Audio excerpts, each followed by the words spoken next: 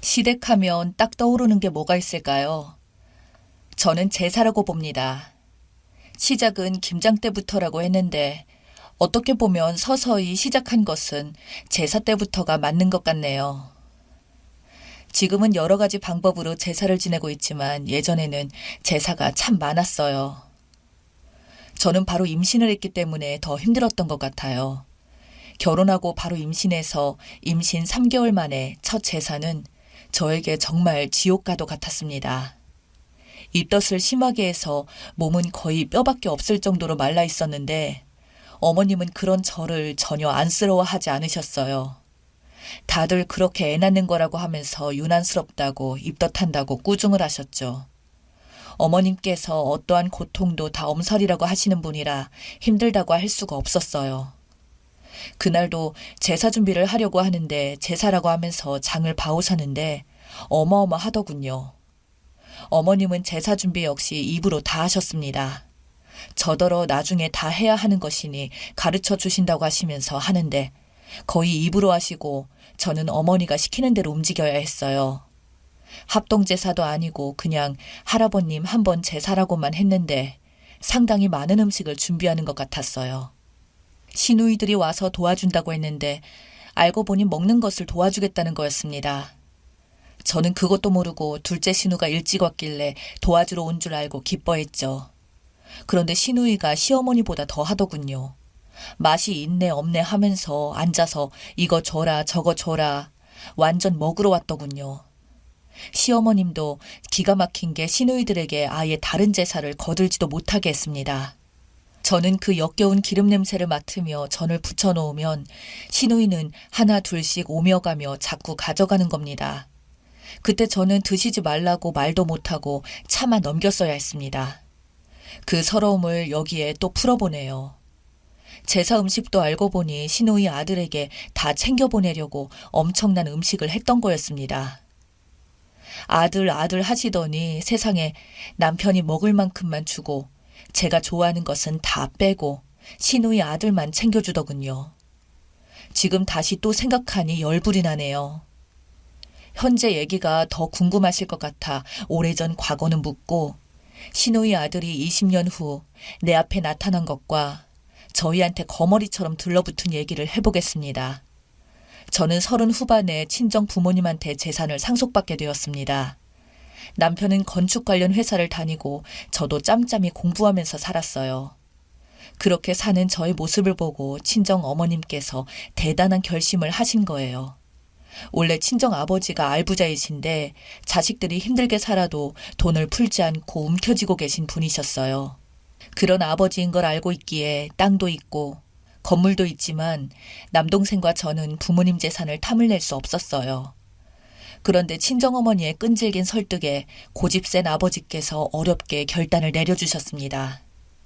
자식이 둘밖에 없는데 나중에 줄 바에는 차라리 나이 1살이라도 젊었을 때 도와주는 것이 좋겠다고 오래전부터 아버지를 설득해 오셨는데 아버지도 그렇게 판단하셨는데 노후자금만 빼놓으시고 다 상속해 주셔서 형제라고는 남동생 하나라 상당히 많은 재산을 상속받았습니다.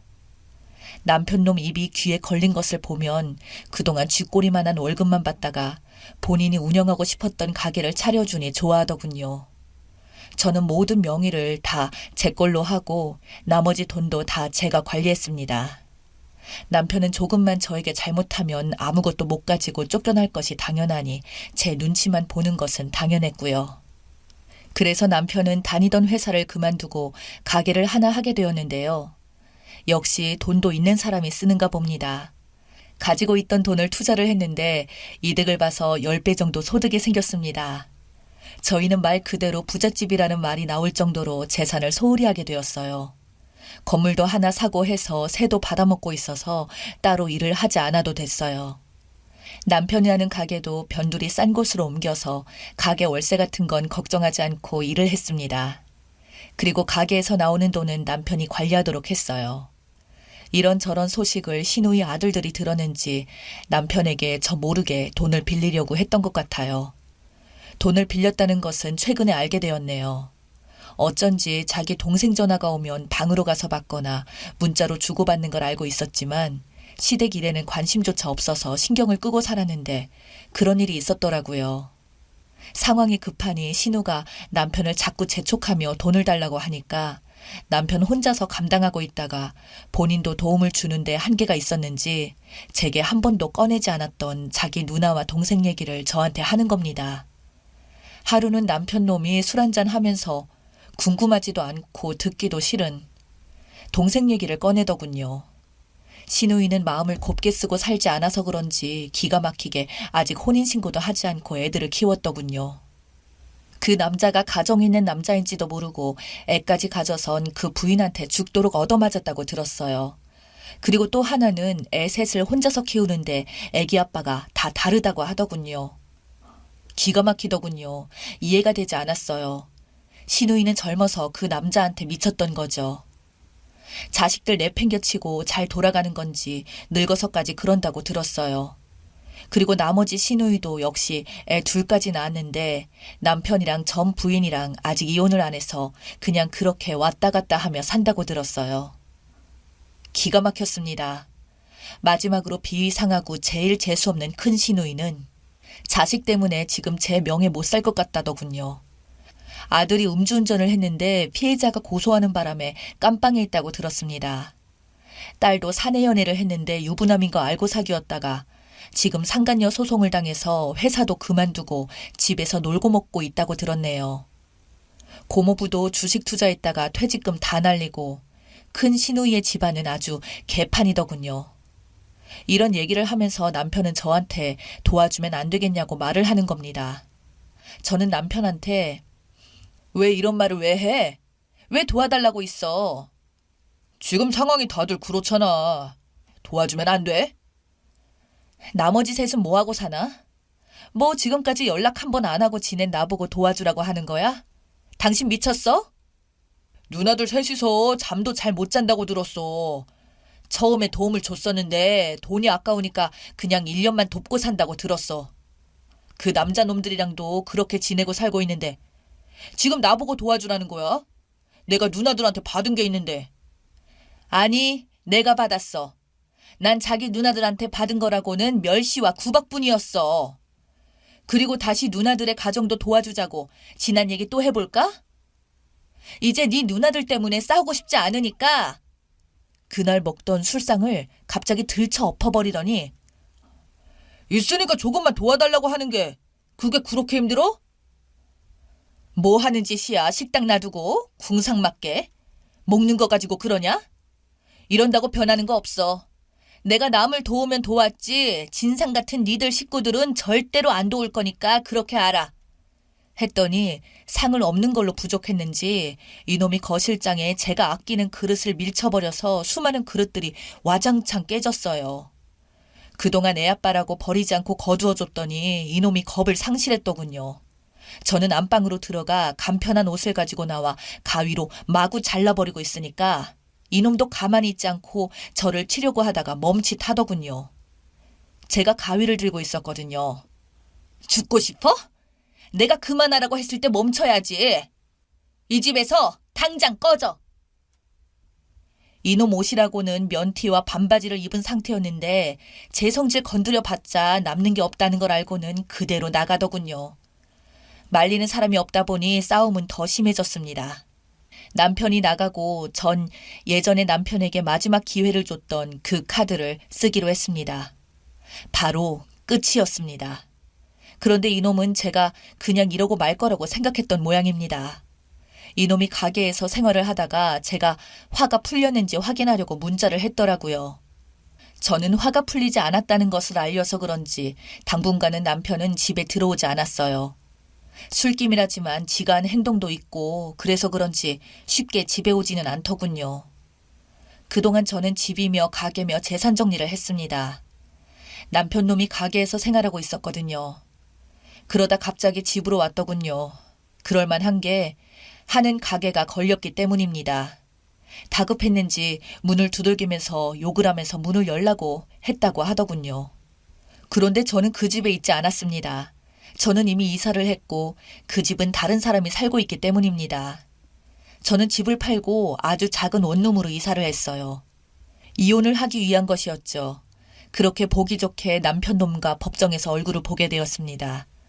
얼굴은 초췌해서 저를 보자마자 막말을 하고 저를 가만히 안 두겠다고 하더군요.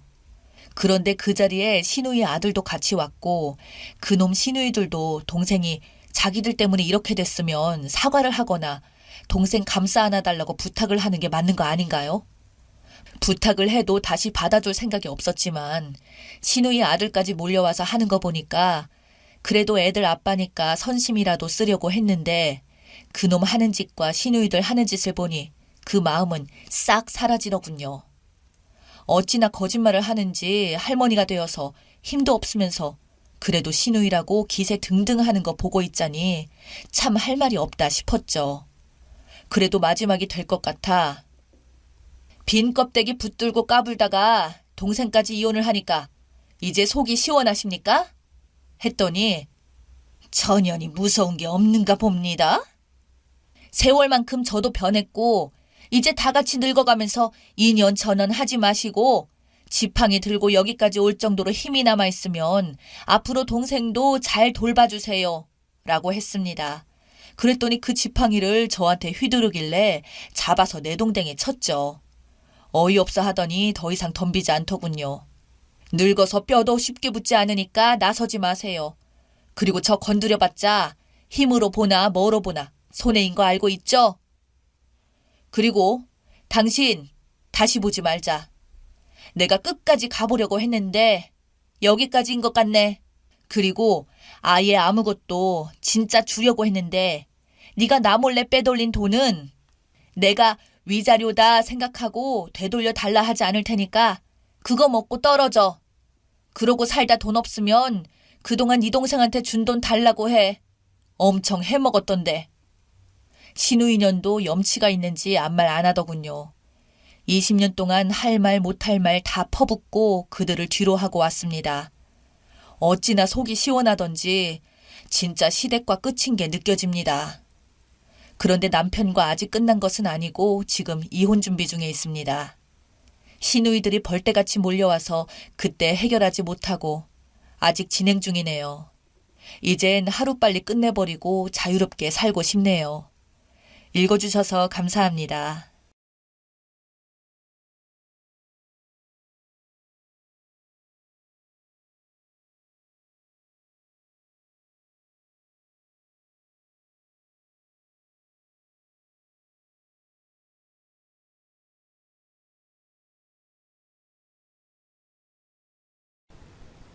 안녕하세요. 저에게 정말 어마무시한 일이 생겨서 이렇게 사연을 보내게 되었습니다. 저는 어릴 때부터 자립심이 있게 자란 성격이에요. 엄마를 일찍 여의고 아버지께서도 몸이 안 좋으셔서 중학교 3학년 때부터 국밥집 알바하며 가족 생계를 책임지다시피 살았습니다. 거의 다 쓰러져가는 초가집 같은 곳에 할머니 아빠와 살았는데 경제적 활동을 할 수 있는 사람이 저뿐이었으니 말이죠. 일찌감치 고등학교 진학을 포기하고 나이를 속인 뒤 일했습니다. 제가 고등학생인 것을 알면 아무도 저를 써주지 않을 게 뻔했으니 말이죠. 정말 악착같이 일했어요. 밤낮 없이 일해서 번 100만 원 조금 넘는 돈으로 쪼개고 쪼개서 저축도 하고 할머니 아빠 약도 사드리고 병원 가고 다 할 수 있을 정도였으니 말이죠. 할머니는 제가 성인이 되셨을 때 돌아가셨어요. 그 이후로 아버지는 급격하게 병이 악화되어서 3년간의 투병 생활 끝에 결국 할머니를 따라가셨습니다. 하도 어릴 때부터 온갖 풍파를 다 겪고 살아와서 그런지 할머니 아빠가 떠났을 때 그냥 덤덤하더라고요. 이제 세상에는 나 혼자 남았구나. 정신 바짝 차리지 않으면 파도에 휩쓸려 가겠다 하고요. 슬퍼할 틈도 없이 할머니와 아빠와 같이 살았던 집을 처분했습니다. 값이 얼마 나가지도 않는 이놈의 집 때문에 기초생활 수급자가 아니라 차상위 계층으로 분류되어 지원금도 받지 못하고 힘들었거든요. 하여튼 그렇게 마음의 짐을 하나 둘씩 덜어내고 다시 일어났던 것 같아요. 제가 그때 강원도에서 살았는데 아빠와 할머니가 떠나신 이후에는 서울로 상경했습니다. 수중에 있던 돈 몇 푼으로 서울에 있는 한 원룸을 얻었고 나머지 돈으로는 학원을 등록했어요. 곰곰이 생각해보니까 이대로 그냥 젊음을 팔면서 시간제 일을 하면 언젠간 나도 쓸모 없어져 버리겠구나. 더 이상 경제 활동을 하지 못할 날이 반드시 오겠구나 생각을 해서 미용 학원을 등록했습니다. 정말 비쌌어요. 집을 팔아서 돈이 조금 있었음에도 불구하고 너무나 비싼 미용 학원비를 충당하기 위해 서빙 일도 하고 밤에 고깃집에서 서빙도 했었던 것 같아요. 1년간의 미용 학원 과정을 익힌 후 청담동 미용실로 들어가 스텝으로 일하기 시작했습니다. 말이 청담동 미용 스텝이지 그냥 저는 심부름꾼 잔잔바리 일을 하는 기계였어요. 손님들의 머리를 감히 잘라보거나 만질 수 없었습니다. 제가 할 수 있는 것은 선배님들 밥 차려드리고 미용실 바닥 쓸고 청소함 비우고 그런 거였어요. 누가 보면 왜 저런 일을 하나 싶을 수도 있었겠지만 저는 이 모든 게 경험이고 언젠가는 나의 밑거름이 될 거다라고 생각했습니다. 그렇게 정말 스텝일만 5년 정도 했을 때 조금씩 손님들의 머리를 손질할 수 있게 되었어요. 맨날 머리카락만 쓸고 선생님들 다 밥 드시고 남은 반찬 찌꺼기만 먹던 제가 드디어 머리를 손질할 수 있는 기회가 왔을 때 집에서 얼마나 엉엉 울었는지 몰라요. 제가 처음으로 머리를 손질해준 첫 손님께서는 무척이나 마음에 들어 하셨어요. 벌벌 떨면서 머리를 잘랐는데 그게 티가 났나 봐요. 그 손님은 처음이에요? 원래 저 담당하던 쌤 있는데 휴가라서 그냥 막내 미용사 분들 중에 아무나 잘라달라고 했는데 아유, 못해도 괜찮으니까 긴장하지 말고 머리 잘라요. 난 상관없어요. 하면서 제 마음을 다독여주는 겁니다. 손님의 말에 힘을 얻고 스타일링을 해드린 결과는 대만족이었죠. 그 손님은 그 이후로 미용실에 올 때마다 항상 저를 지정해 주셔서 찾으셨고 그렇게 선배 미용사분들께 제 실력을 조금씩 인정받게 되었어요. 그런데 하루는 그 손님이 저에게서 머리를 자른 뒤 갑자기 조심스럽게 명함을 건네는 겁니다. 자기는 여기 근처에서 스타트업 회사를 운영하고 있는데 사실 제가 너무 마음에 든다고 처음 내 머리 잘랐을 때 벌벌 떠는 모습이 자기 사회초년 시절 같아서 자꾸 마음이 쓰였는데 며칠 전에 이게 사랑인 걸 알았다고 하며 고백을 하는 겁니다. 부담 가지지 말고 마음 있으면 연락 달라고 하면서요. 깜짝 놀랐지만 솔직히 속으로는 너무 좋았어요. 저렇게 잘생기고 착한 손님이 내가 좋다니 무슨 다른 꿍꿍이가 있는 건 아닐까 하는 마음이 들 정도였습니다. 그렇게 저는 용기를 내서 그분을 사적으로 만나게 되었어요. 처음으로 밖에서 만난 날 저희들은 정말로 많은 이야기를 나누었습니다.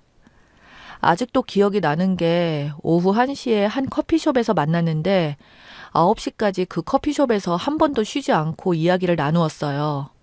태어나서 이렇게 말이 잘 통하는 남자는 처음이었습니다. 나름 힘든 일을 겪으며 누구보다 강하고 드센 여자인 줄 알았는데 저도 사랑하는 사람 앞에선 한없이 약한 그런 여자일 뿐이더라고요. 그날 저는 꽁꽁 숨기고 싶었던 저의 가정사에 대해 말했어요. 그러자 그 남자도 본인만의 비밀이었던 불우한 가정사를 말하는 겁니다. 그 남잔 어릴 때 아빠는 바람나셔서 집 나가시고 엄마께서 홀로 키우셨는데 어머님이 이상한 종교에 빠져서 제정신이 아니었다고 해요. 그래서 그 남자는 대학교에 들어가자마자 엄마와 연을 끊었답니다. 그렇게 저희는 둘만의 비밀 이야기를 주고받으며 급속도로 가까워졌고 사귀게 되었어요. 정말로 행복했습니다. 그렇게 연애를 하며 저는 미용실 일에 집중했고 몇 년간 갈고 닦은 실력 덕분인지 저를 찾아주시는 손님들이 정말 많아졌어요. 어떤 달은 한 달에 1,000만 원을 벌 정도로 사랑을 많이 받았습니다. 그렇게 정말 물 들어와서 일할 때 저에게 손가락이 굳어가는 병이라고 해야 하나요? 그런 증상이 나타난 겁니다. 가위를 손가락에 끼고 머리를 자르는 연습을 하도 많이 하다 보니 손가락 관절이 닳아버린 거였죠. 버티고 버티다가 할 수 없이 미용실을 관두었어요. 제 인생의 전부나 다름없었던 미용실 일을 할 수 없게 되니 저는 정말 힘들었습니다. 아빠와 할머니가 돌아갔었을 때도 그 정도로 힘들지 않았는데 죽을 정도였어요.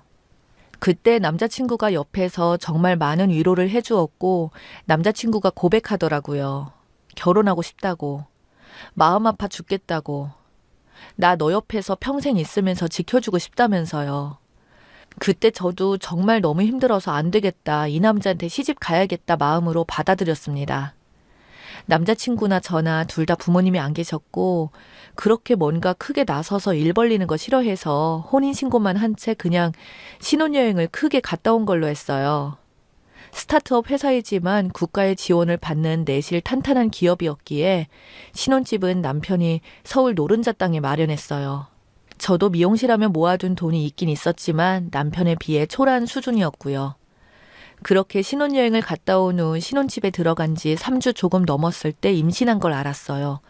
아랫배가 묵직하고 다른 때랑 다르게 몸이 살짝 감기 걸린 것처럼 아프길래 이상하다 싶었죠. 직감은 틀리지 않나 봐요. 테스트기에서도 2줄이 나왔습니다. 상상도 못했던 임신이라 처음에는 당황스러웠지만 금세 기분이 좋아졌어요.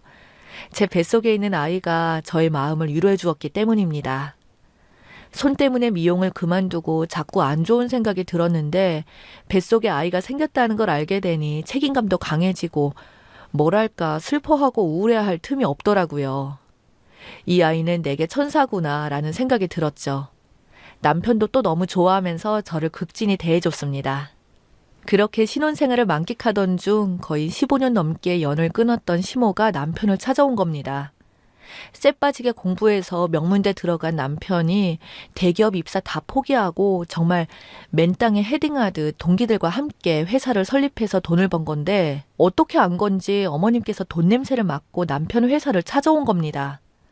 거기서 완전 남편 이름을 크게 부르면 난동을 피웠나 봐요. 남편은 깜짝 놀라며 당신이 여길 어떻게 온 거야? 왜 왔어? 무슨 자격으로 와서 나한테 돈 내놔라 명령질이야? 당장 안 꺼지면 경찰 부르겠어. 라고 했나 봐요. 경찰을 부른다는 말에 시모는 도망을 갔나 봅니다. 곤욕을 치른 남편은 그날 밤 저에게 이 사실을 모두 말해 주었어요. 10여 년 만에 엄마가 날 찾아왔는데 회사에 와서 직원들 다 있는데 난동 부리고 정말 미치는 줄 알았어. 또 이상한 종교에 빠져서 그 종교에서 아들한테 돈 뺏어오라고 하며 내 정보를 어떻게 캐내서 엄마한테 건네준 것 같은데 미치겠다 하며 제품에 안겨 엉엉 우는 겁니다. 저는 너무 깜짝 놀랐죠. 아니 세상에 이런 사람도 엄마라고 말할 자격이 있는 건가, 정말 미친 건가 싶었습니다. 직원들 앞에서 본인의 수치와도 같은 가정사를 들켰으니 얼마나 충격이 컸겠어요. 겨우겨우 남편을 달랬어요. 워낙 강한 사람이라 금방 괜찮아졌지요. 그렇게 사건이 일단락된 줄 알았습니다. 하지만 저에게 엄청난 일이 생겼어요. 배가 불러서 허리를 굽힐 수도 없고 집안일도 도저히 할 수가 없어서 더러워진 하얀색 이불을 들고 빨래방에 가려던 참이었어요. 맡기면 배달도 해주고 집에서 멀지 않았기 때문이에요. 제가 덮는 얇은 하얀색 이불을 들고 현관문을 나서려는데 문을 열자 문 뒤에 있는 사람이 문에 탁 걸린 겁니다. 저는 너무 깜짝 놀라서 누구세요? 누군데 왜 남의 집 앞에 계세요? 라고 하니까 갑자기 그 아줌마가 저를 위아래로 훑어보더니 혁준이 와이프가 너야? 라는 겁니다. 언제 나를 봤다고 반말을 하시지? 어이가 없어서 제가 말했죠. 네, 제가 김혁준 와이프 되는 사람입니다. 그런데 누구신데 다짜고짜 반말하고 욕을 하세요? 네? 라고 소리 지르자 그 아줌마는 갑자기 제 머리를 쥐어잡으며 소리를 치는 겁니다. 네가 뭔데 우리 혁준이랑 결혼을 해? 우리 혁준이는 결혼하면 안 되는 애야. 우리 신도들이 혁준이를 잡으려고 얼마나 노력을 많이 했는데 니깎게 뭔데 혁준이를 데려가? 라고 하더니 제 배를 보며 세상에 너 임신했니? 이 불결하고 더러운 것아! 하면서 난리 피우기에 저는 하지 말라고 막 소리쳤습니다. 하지만 그 아줌마는 정말 신들린 듯이 거의 개거품을 물고 난동을 피웠고 저는 배가 찢어질 것 같은 고통에 휩싸여 거의 기절 직전까지 갔습니다. 그걸 보고 깜짝 놀란 아줌마는 냅다 도망가려는데 정말 기적처럼 엘리베이터에서 문이 열려 옆집 사람이 복도로 들어온 겁니다. 제가 바닥에 쓰러져 있고 이불을 꼭 잡은 채 살려달라고, 저 사람 잡아달라고 하니 그 청년이 화들짝 놀라 도망가는 아줌마를 잡고 경찰에 신고했어요. 알고 보니 그 아줌마는 남편의 엄마, 즉 시어머니였습니다. 소식을 듣고 한 걸음에 달려온 남편은 저의 처참한 모습을 보고 분노를 삼키지 못했어요. 저는 급하게 대학 병원에 있는 응급실로 실려가 검사를 받았지만 끝끝내 아이는 지키지 못했습니다. 어머니의 난리통 탓에 세상에서 가장 소중한 저희 아이가 정말 허무하게 하늘나라로 떠난 거였죠.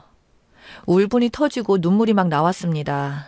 저는 너무 화가 나서 절대 용서하지 않을 거라고 하며 막 소리쳤고요. 남편은 유명한 로펌을 고용해 고소를 했습니다. 이에 그치지 않고 남편은 시모가 다닌다는 그 정체불명의 종교단체인지 사이비인지 하여튼 그것들 털어버렸어요. 사람들을 시켜서 그곳의 비리와 탈세 이런 것들을 알아내 국세청과 방송국에 제보를 했고요. 제 사건도 익명으로 처리해 모 방송국 PD에게 이야기를 다뤄달라고 부탁을 했네요. 방송국과 국세청 등의 압박이 오니 그 사이비들은 문을 닫았나 봅니다. 그리고는 시어머니를 팽했대요. 버린 것이죠. 자기네한테 더 이상 이득이 안 되니 말이죠. 거의 몇십 년간을 그 사이비를 위해 온몸을 바쳤던 시어머니는 그 사이비에게서 자기가 버림당했다는 사실을 듣고 거의 기절을 했답니다. 경찰이 수사할 때는 자기가 뭘 잘못했냐며 뻔뻔스럽게 나왔지만 자기가 그 사이비에서 버림받았다는 사실을 알게 된 어머님은 그날 구치소에서 구속수사되어 있는 도중 극단적인 선택을 하려고 난동을 피우다가 병원에 감금이 되었네요. 정말 별일 다 있었습니다. 저는 충격에 한동안 집에서 나오지 못했지만 남편의 도움과 주변 사람들의 응원으로 심리 상담을 받으며 다시 일상생활을 찾아가고 있어요. 많이 괜찮아졌지만 악마 같은 시모와 전쟁은 끝까지 가렵니다. 글을 쓰면서도 마음이 너무 아프네요. 그냥 엄마라는 이름을 가졌다고 전부 엄마는 아닌 것 같습니다. 원래 알았지만 세상에는 또라이, 그 이상의 사람들이 너무나 많네요. 강한 여자라고 생각했는데 아닌가 봐요. 마음을 잘 추스려서 다시 아이를 준비해야겠죠. 속상한 마음에 이렇게 주절주절 글을 쓰게 되었네요. 사연 읽어주셔서 감사합니다.